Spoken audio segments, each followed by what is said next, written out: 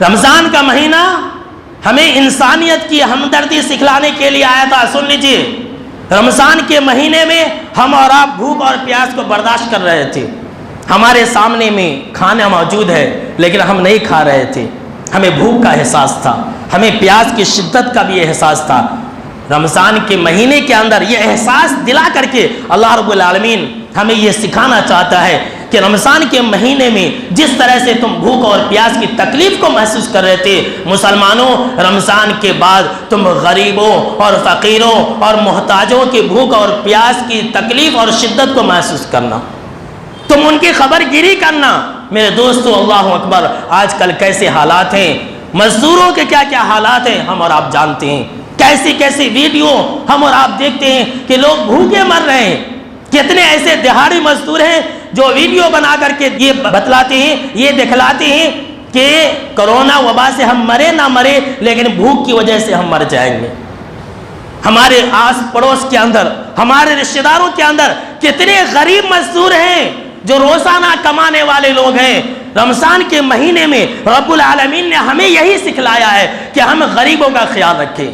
اور سن لیجئے، اگر ہم مزدوروں کا خیال نہیں رکھیں گے، بھوکوں کا خیال نہیں رکھیں گے، اپنے رشتہ دار غریب اور محتاج لوگوں کا خیال نہیں رکھیں گے، تو کل قیامت کے دن حشر کے میدان میں ہمارا بھوکا پڑوسی، ہمارا غریب پڑوسی آئے گا اور یہ کہے گا کہ اے میرے رب، تو اس کو پوچھ کہ اس نے زائد چیزوں کے لیے اپنا دروازہ میرے سے کیوں بند کر لیا تھا.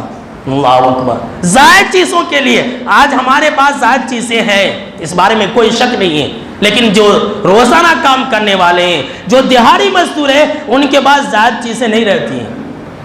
آج کما لیے، آج اور کل اور 2 دن 3 دن، اس سے زیادہ ان کے پاس روزی روٹی نہیں رہتی ہے.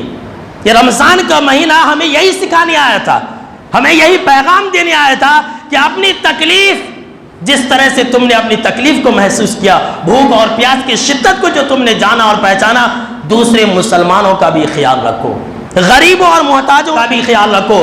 غریبوں اور محتاجوں کو بھی دیکھتے رہا کرو، ان کے لیے بھی کھانا اور پانی کا انتظام کیا کرو. اپنے سے زائد چیزوں کو دیجئے، اور جو جتنا دے گا اللہ اسے اور دیتا ہے. یاد رکھ لیجئے، جو جتنا نہیں دے گا، چھپا چھپا کر کے رکھے گا، وہ انسان اتنا ہی بڑا بھکاری، غریب اور فقیر اور کلاش ہو جائے گا. آپ موجودہ دور میں لاک ڈاؤن چل رہا ہے جگہ جگہ پر، آپ غریبوں کا خیال رکھیں، اپنی طاقت کے مطابق زائد چیزیں دیں. آپ کے گھر میں بچ جاتا ہے، آپ جو کچھ ہی پکاتے ہیں تھوڑا ایسا ہی اپنی طاقت کے مطابق غریبوں کی مدد کریں.